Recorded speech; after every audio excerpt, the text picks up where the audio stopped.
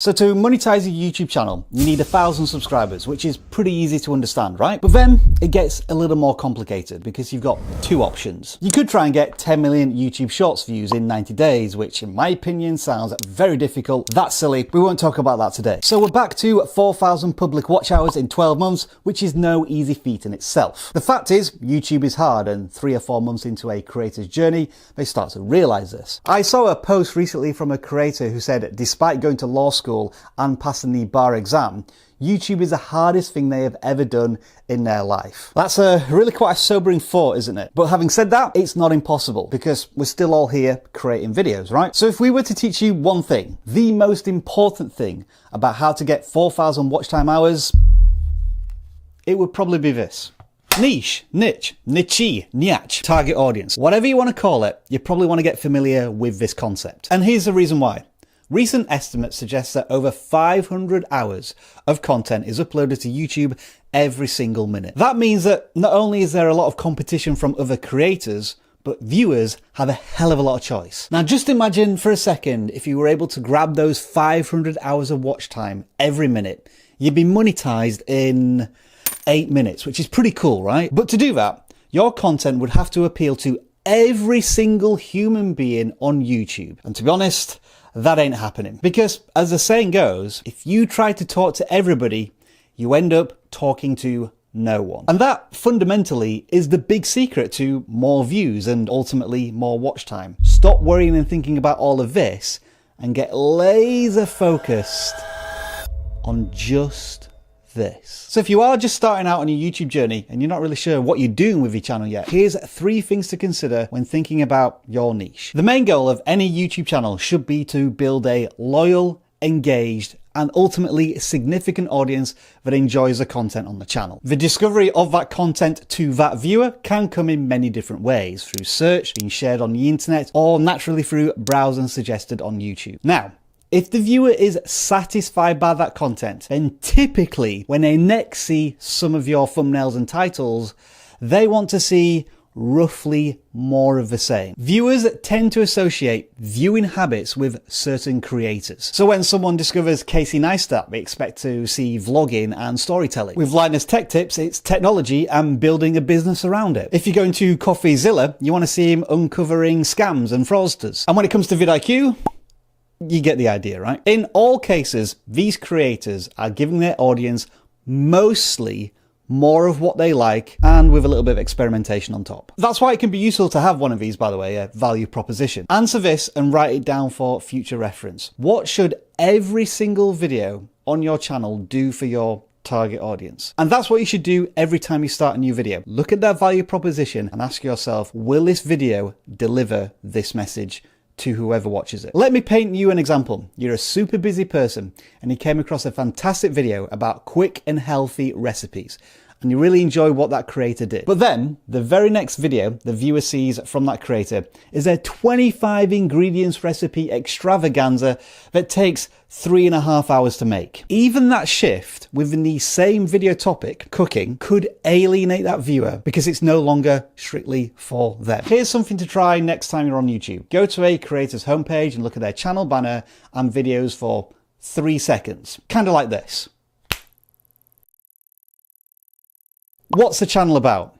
If you're able to answer that after such a short amount of time looking at the channel, then that creator knows their niche, knows their target audience. You want your viewers to know instinctively they are in the right place, to say to themselves, this video was literally made for me. When that happens, viewers are far more likely to stick around for longer and watch more of your videos. And from that positive data, YouTube will go out and find more similar viewers who may be interested in your videos. And I've explained all of that without using the word algorithm once, because that's essentially what this is. So how do you pick a niche? We can start with identifying your interests. Again, it might be worth writing down the answers to these questions with your answers. What are you passionate about? What do you want to be known for? And what are you good at? Now, if you can clearly answer those 3 questions without hesitation, then stop this video and start your own video with those answers in mind. Having said that, we've already established that YouTube is very, very hard. It can often take a year or more to reach 4,000 hours of watch time and monetize your channel. So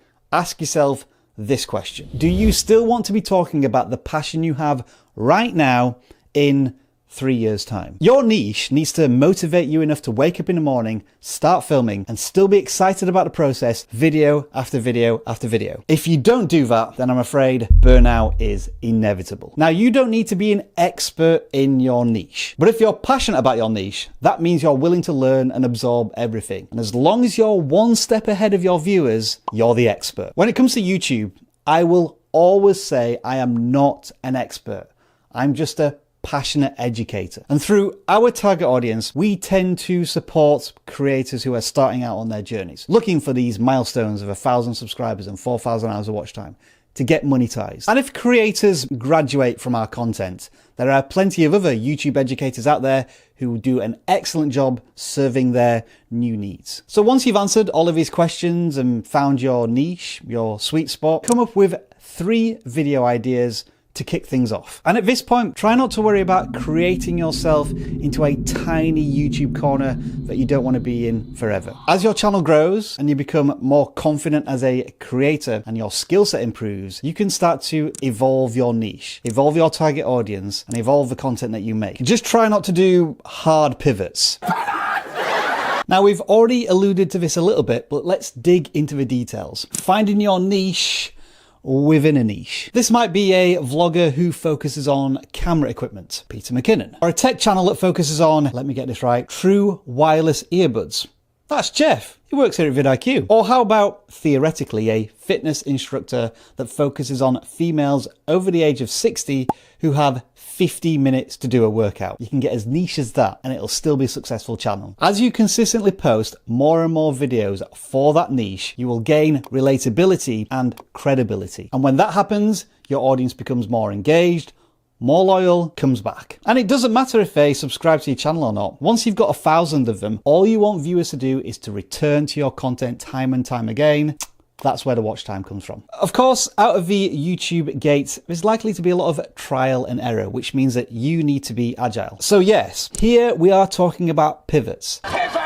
But very subtle ones within your niche. Obviously, content output will vary from channel to channel, but I would say after 3 to 6 months, you've probably got at least 10 videos on your channel, if not more. And naturally, since you're starting out your YouTube journey, you're going to be doing a lot of experimenting. But from those videos, you'll be able to take some positive data points. Videos that had a higher click-through rate, videos that were watched for longer, videos that had more views. It is an obvious tactic, but it works. Pick the top 2 or 3 videos and make more videos on similar content. Really drill down into the subject. And if you haven't already done so, start doing research on your competition. There is absolutely nothing wrong with watching another content creator's video and saying to yourself, you know what? I can add to that conversation. I disagree with what they're saying, and here's why. I agree with what they're saying, but here's what I need to add. They missed out this point, I'm going to cover it. That information is 6 months old, I can update it. I'm going to be straight with you right here, right now. We have watched some of Think Media's videos